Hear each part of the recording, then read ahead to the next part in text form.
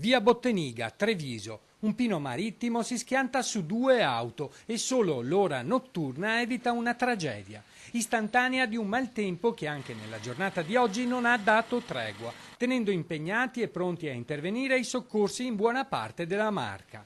Solo qualche ora prima da Oderzo a Castelfranco si erano registrati dai 50 ai 75 mm di pioggia. E mentre inizia una pesante conta dei danni, per tutta la giornata di oggi i vigili del fuoco sono stati impegnati in decine di allagamenti, soprattutto nella zona di Oderzo, per scantinati e garage. Ieri sera si è raggiunto l'apice degli allagamenti tra le 20 e le 21. Nello Pitergino sono caduti 65 mm di pioggia, diverse le strade allagate e i sottopassi impraticabili.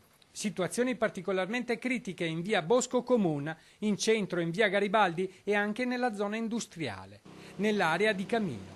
Problemi anche in via Madre Teresa di Calcutta tra Colfrancui e Faè.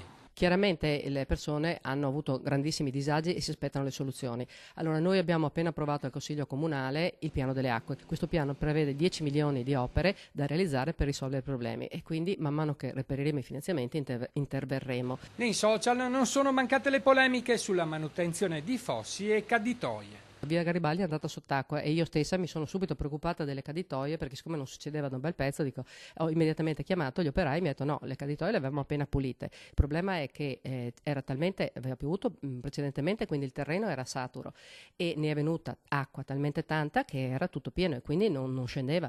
Strade e sottopassi allagati anche a Dormelle e Fontanelle. Il sottopasso di Viale Europa a Ponte di Piave è ancora inagibile. Qui 2 auto sono state portate via prima di essere inghiottite da più di 600 metri cubi di acqua. L'esondazione dell'altro fosso dall'altra parte di là ha riempito il sottopassaggio, le pompe non ce l'hanno fatta a stargli dietro. Quanto tempo ci metterete a svuotare il sottopasso? Ci vorrà tutta stanotte penso e forse fino domani mattina.